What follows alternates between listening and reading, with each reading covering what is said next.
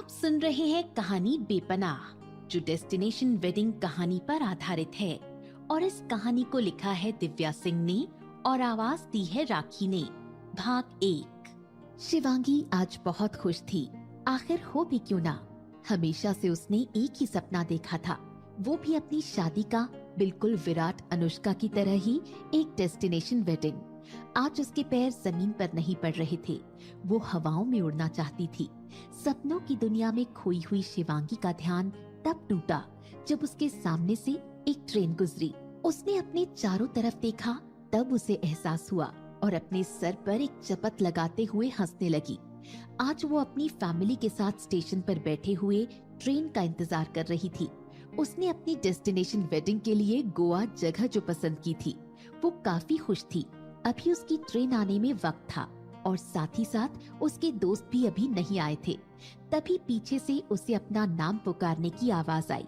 पीछे देखा तो उसके दोस्त गौरव, राजवीर, नेहा, अदिति, शिवांश, राज, प्रिया खड़े होकर हाथ हिला रहे थे। सब पास आकर उसके गले लग गए। वो भी बहुत खुश थी। अभी तक अगर कोई नहीं आया था तो वो थी उसकी बहन आरोही। आरोही उसकी सगी बहन तो नहीं थी, लेकिन वो बहन से कम भी नहीं थी। आरोही को अपना कहने वाला कोई नहीं था। उसे याद भी नहीं था कि उसके माँ बाप कौन है। जब से होश संभाला था, एक अनाथ आश्रम में थी।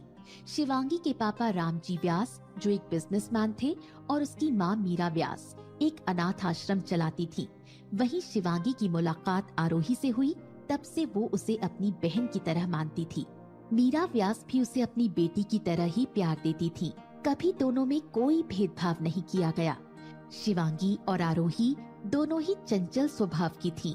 साथ में घूमना फिरना, मस्ती करना, और दोनों एक दूसरे की जान थीं। स्टेशन पर उनकी ट्रेन के आने की अनाउंसमेंट हो चुकी थी। सब अपना सामान लेकर तैयार थे, लेकिन दूर दूर तक आरोही का कोई पता नहीं था। शिवांगी परेशानी में इधर उधर देख रही थी। उसने अपने माँ पापा से भी बात की। उसके बारे में कोई खबर न पाकर उदास हो गई। तब तक ट्रेन भी स्टेशन पर आकर रुक चुकी थी। सभी अपना सामान लेकर अंदर जा रहे थे, फिर भी आरोही का कोई पता नहीं था। अब ट्रेन भी अपने चलने का सिग्नल दे चुकी थी। तभी शिवांगी ने देखा, एक लड़की दौड़ते हुए अपना एक हाथ आगे बढ़ाए चली आ रही है। वो कोई और नहीं थी, आरोही थी। शिवांगी इतना देखकर ही चिल्लाकर बोली, अरे कोई उसे हाथ दो। तभी उसके दोस्त गौरव ने दरवाजे से निकलकर एक हाथ आगे बढ़ाया। उसने देखा एक सफेद पटियाला सूट पहने लड़की उसकी तरफ दौड़ती हुई आ रही है।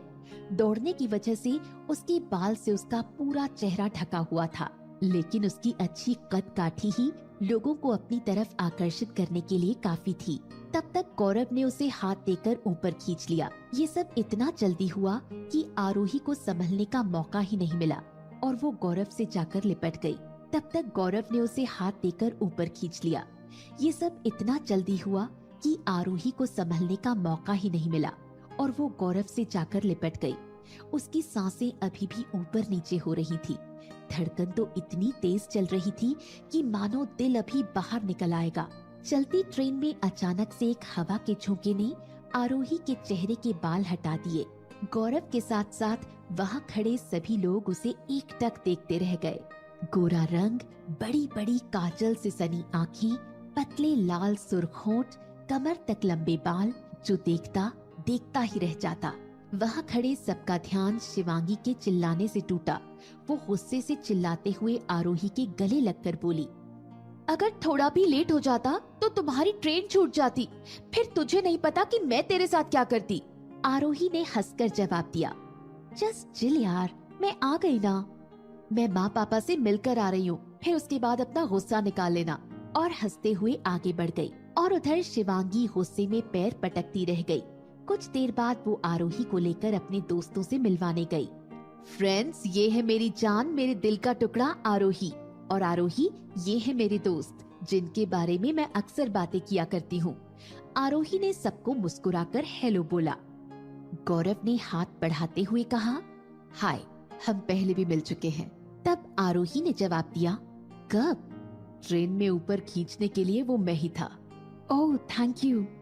तब प्रिया और अदिति ने आरोही से कहा, हाय, तुम काफी खूबसूरत हो, जो भी देखे देखता ही रह जाए। Thank you. फिर शिवांगी ने राजवीर की तरफ इशारा किया और ये है mister Rajveer Singhania, Singhania group of industries के इकलौते वारिस, जिसे आज बहुत मेहनत के बाद टाइम मिला है मेरी शादी में चलने के लिए। आरोही ने हाथ आगे बढ़ाते हुए राजवीर को हेलो बोला। राजवीर उसकी तरफ एक बार देखकर दूसरी तरफ सिर घुमा लेता है।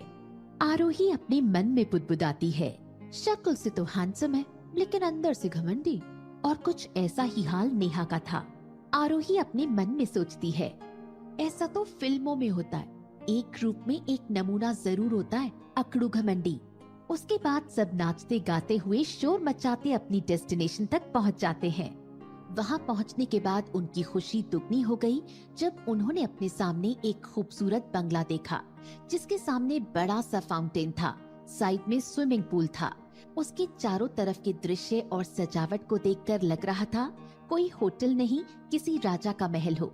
सभी लड़की वालों के रुकने का इंतजाम इसी बंगले में हुआ था और लड़के वाले बगल के बंगले में रुके हुए थे। सभी अपना सामान लेकर बंगले के अंदर चले गए। सबको उनके रूम की चाबी दे दी गई थी और उनके फ्रेश होने के बाद बंगले के बाहर लॉन में खाने की व्यवस्था की गई थी, वहीं उन्हें बुलाया गया था। इधर मीरा जी काफी परेशान दिख रही थी। इतनी जल्दी सब तैयारियां कैसे होंगी, ये सोच सोचकर उनका बीपी लेवल हाई हुआ जा रहा था, क्योंकि कल से ही सारे फंक्शन शुरू होने वाले थे। तभी राम जी व्यास उनको सोफे पर बैठाते हुए बोले, आप चिंता मत कीजिए, सब हो जाएगा। अरे कैसे परेशान ना रहे, लड़की वाले हैं हम, जिनसे हमारा रिश्ता जुड़ा है वो लोग कोई मामूली लोग नहीं हैं, शहर के जाने माने लोगों में से एक हैं। मुझ पर भरोसा है ना आपको? अरे कैसी बात कर रहे हैं आप, फिर सब ठीक होगा, चिंता मत कीजिए। तभी आरोही ने माँ से पूछा, माँ आप कैसी हैं? आपकी तबीयत तो ठीक है ना? आरोही बेटा, हमारी मिसेस बिल्कुल ठीक है। माँ सच में ना? हाँ बेटा मैं सही हूँ। और ये क्या, तुम अभी तक फ्रेश नहीं हुई हो? जल्दी से फ्रेश होकर खाना खा लो, कल से सारे फंक्शन शुरू हो जाएंगे। जल्दी से तैयारी करवाने में मेरी मदद करो। शिवांगी तो कोई काम करने से रही। जी हाँ, मैं बस अभी आई, तब तक आप भी फ्रेश हो लो। वो जल्दी से अपना सामान लेकर ऊपर सीढ़ियों से जाने को हुई, तभी उसका पैर अचानक से जमीन पर बिछी हुई मैट में फंस गया। वो गिरने ही वाली थी, तभी दो मजबूत हाथों ने उसे पकड़ लिया और उसने डर से अपनी दोनों आंखें बंद कर ली। थोड़ी देर में उसे एहसास हुआ कि वो जमीन पर न गिर कहीं और है। तब उसने धीरे से अपनी दोनों आंखों को खोला। उसे अपने सामने दो मुस्कुराती हुई आंखें दिखी। उसने अपनी आंखें बड़ी कर ली, फिर देखा तो वो कोई और नहीं, गौरव था। आरोही तुम ठीक हो ना? हाँ गौरव, थैंक यू। फिर वो अपना सामान लेकर ऊपर चली जाती है और पीछे गौरव मुस्कुराता रह जाता है।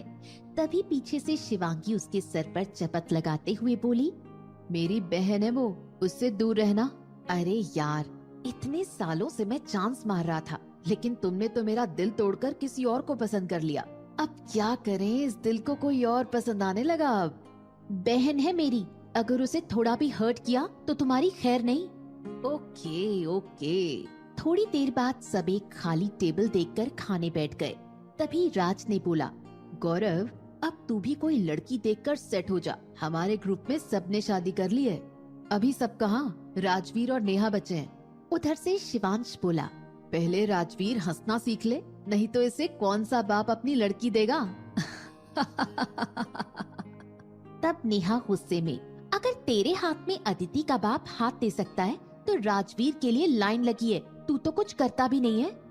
जैसा कि यहाँ मैं आपको बता दूं, अदिति शिवांश और राजप्रिया मैरिड कपल हैं। नेहा की ये बात सुनकर अदिति को बहुत गुस्सा आया। Neha mind your own business. Neha कुछ कहती उससे पहले राजवीर बोल उठा, जस्ट कीप क्वाइट।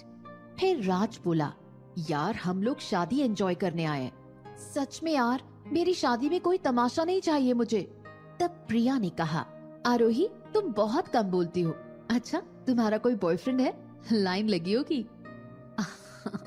नहीं, आई एम सिंगल। तब राज बोला, यार बिलीव नहीं हो रहा है। राज की बात का जवाब शिवांश ने कुछ इस तरह दिया, एग्जैक्टली ब्रो, हमारे कॉलेज में होती तो लाइन लग जाती। अदिति गुस्से का नाटक करते हुए बोली, तुम दोनों को बताऊं मैं? तब राज बोला, जस्ट चिल यार, बहन है हमारी वो। तब शिवांश बोला, आज से हमारी बहन है वो। किसने बोला कि गर्लफ्रेंड या वाइफ ही हॉट होनी चाहिए? बहन भी हॉट होनी चाहिए, और आज इस बात का हमें गर्व है। फिर राज ने आरोही से कहा, आज से तुम मेरी और शिवांश की बहन हो। अगर तुम्हें कभी भी कोई जरूरत हो तो हमें जरूर याद करना। इतना सुनते ही आरोही अपनी आंखों में आंसू लिए उठ खड़ी हुई और चली गई।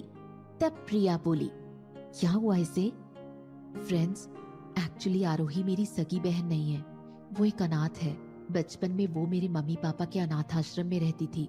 जब मेरी उससे दोस्ती हुई तब मैं उसे घर लेकर आई और मेरे माँ पापा ने उसे अडॉप्ट किया। तो आज तुम लोगों की बात सुनकर इमोशनल हो गई है। वहाँ बैठे सब इस बात को सुनकर उदास हो गए। नेहा, जिसे इस बात पर कोई फर्क नहीं पड़ा, अरे सब यहाँ मातम मनाने आए हो, कल की तैयारी भी करनी है। चलो सब सो जाओ। सब वहाँ से उठकर अपने अपने रूम में चले गए। कल से सारे फंक्शन शुरू होने वाले थे।